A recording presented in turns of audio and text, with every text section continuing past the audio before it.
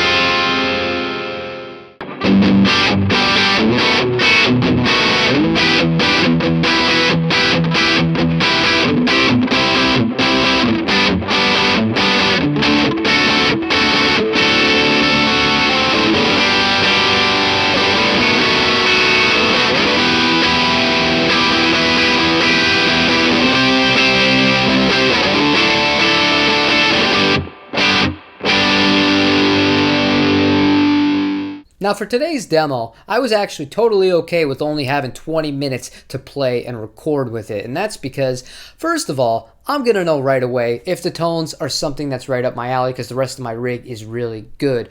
But there are a few other little things that I look for in drive pedal that let me know if it's something that might want to stick around for a little bit or something that I might pass on. The first thing that I like to check, and you're going to see it in this upcoming extra clip with the Jaguar, how does it respond to dynamic picking? Meaning when you're not just using the volume knob on your guitar and you're just using your hand to have a little bit softer touch on the instrument, is it going to respond like a real tube amp would? That's one of the reasons I love tube amps. And for me, it did an awesome job with that with the Jag.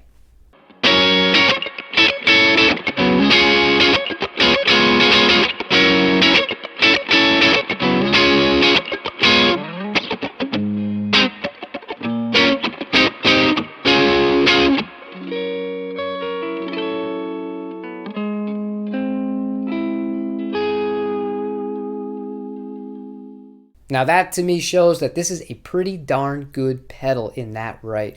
But other things I like about this, I thought that when the gain was maxed out, I loved it. I'm not somebody that really maxes out gain. On the Jackson Audio Optimist, I think on the Klon circuit, which is Overdrive 1, I have that at about 2 o'clock, which is, getting a little hairy on the kind of music that I like to play. And then on the second overdrive based on the Timmy, I have that rolled back to, I think, 11 a.m. So not a big gain person at all. But with this guy, I think because it's such a mid-range of gain that's available to it, I thought it sounded gigantic, especially with the Jaguar. I was like, this is amazing.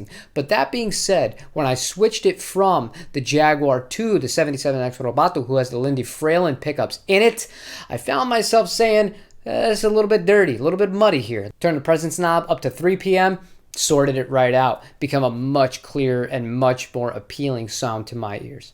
And that pretty much sums it up. I think this is a really good pedal. I'm not sure if I'm going to be keeping it or not. I mean, it was really nice to Joe to send me this to give a demo, a really short one, albeit at that. I really do appreciate that. He didn't need to do that, man. That's super cool. But it's not going to be the last time you're going to be seeing this regardless. Both this pedal, the Jackson Audio Optimist, and the Marshall Drive Masters. Breaking out of retirement. I had a little bit of maintenance done on it, so it's all nice and working properly.